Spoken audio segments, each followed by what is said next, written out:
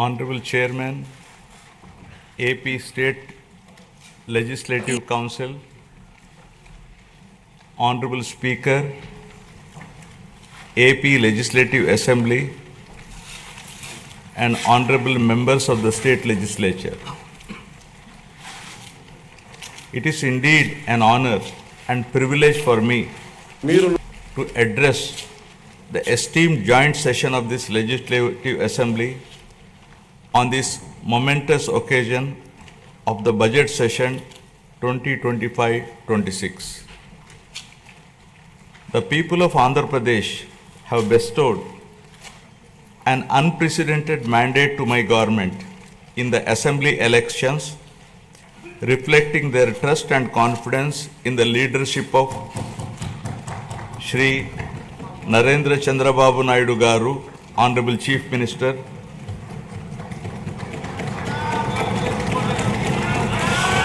Shri Pawan Kalyan Garu, Honorable Deputy Chief Minister, and the complete support of Shri Narendra Modi Garu, Honorable Prime Minister of India, and the coalition of NDA government.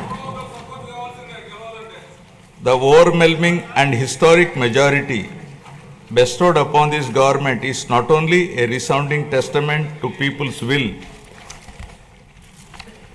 but also a strong statement against the misrule of the previous regime. Let me bring the attention of the August House to my earlier address to this House, where I had spoken about the perilous situation we were in due to misappropriation on all fronts in the previous regime. I had highlighted the misgovernance that took place during the past 5 years, 2019 to 24, which had left behind the state on the brink of financial collapse.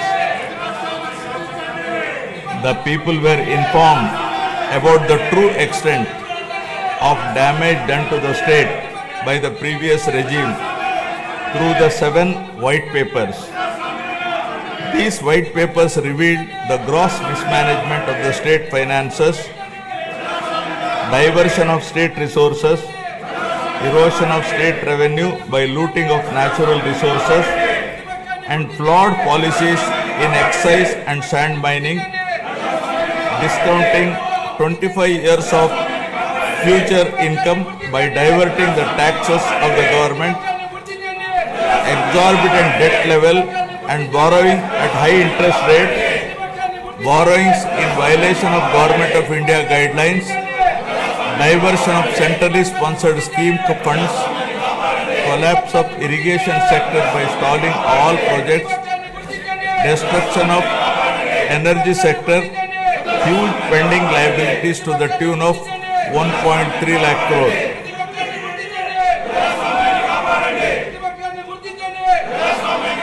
From the very first day in office, my government, under the visionary leadership of Honorable Chief Minister Shri Chandrababu Naidu Garu, has conceptualized Super 6 promises and has steadfastly begun working towards the welfare of the people and the revival of the state, reviving the past glory of brand Andhra.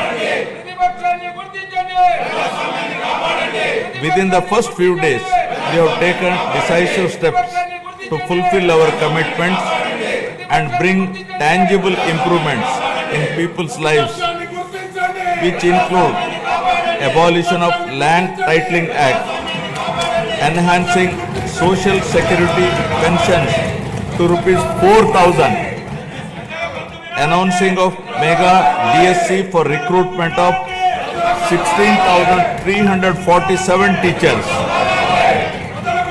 strengthening the education sector, conducting a skill census to assess and enhance employment opportunities, reviving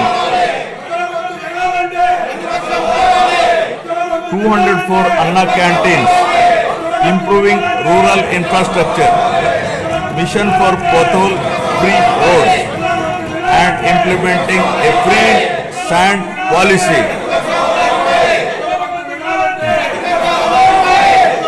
In the past 8 months, my government has taken significant strides in getting the state back on track from the previous misrule and misgovernance towards the path of development through an accountable and good governance. We have revived 74 out of 93 central sponsored schemes which were sponsored by previous regime by clearing liabilities of 9,371 crores.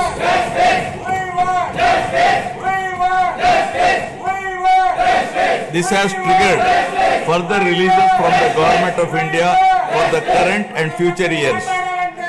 To revive the economic activity and rebuild confidence on brand Andhra Pradesh, we have cleared bills of rupees 10,125 crores relating to irrigation, roads and other works. Strengthen the local governance by releasing long-pending liabilities of rupees 2,488 crore of finance commission grants. As promised by NDA in the current assembly sessions to rebuild the state of AP, capital Amravati and Polavaram irrigation projects have been brought back onto the track. The revival of steel plant and the formation of railway zone are a testament to our commitment to the people of Andhra Pradesh. We have laid a strong foundation by launching 22 new policies that will drive sustained growth and prosperity.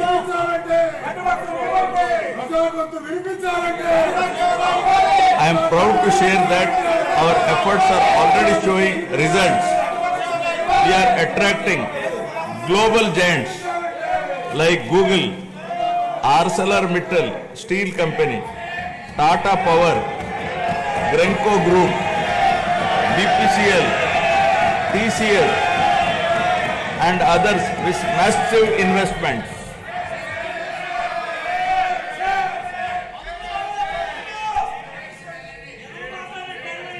To date, investors have pledged investment of rupees 6.5 lakh crore with an employment potential of 4 lakh jobs. As per the first advance estimates for 2024-25, Andhra Pradesh economy has expanded to rupees 16 lakh crore, up from 14.22 lakh crore last year, an impressive nominal growth rate of 12.94%. Our per capita income has also increased to rupees 2.6 lakhs, up from 2.3 lakh in the previous year. This progress is powered by strong performances across all key sectors. Agriculture and allied activities have grown at 15.86%, industries at 6.71%, and services at 11.70%.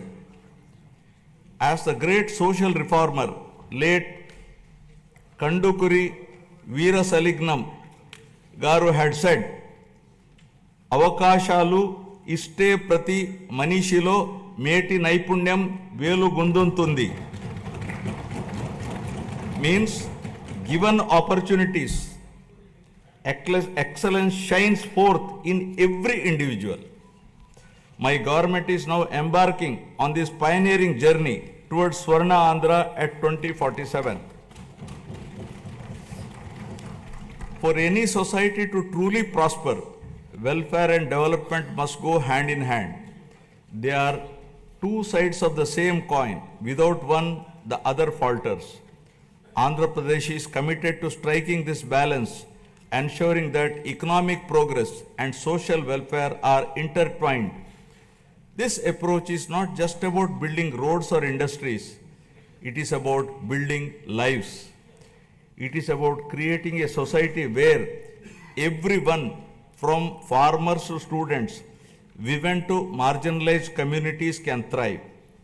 This dual focus is the need of the hour, a balanced approach that reduces inequalities, provides opportunities, and bolsters growth. Together, welfare and development create a virtuous cycle where progress is inclusive, sustainable, and transformative.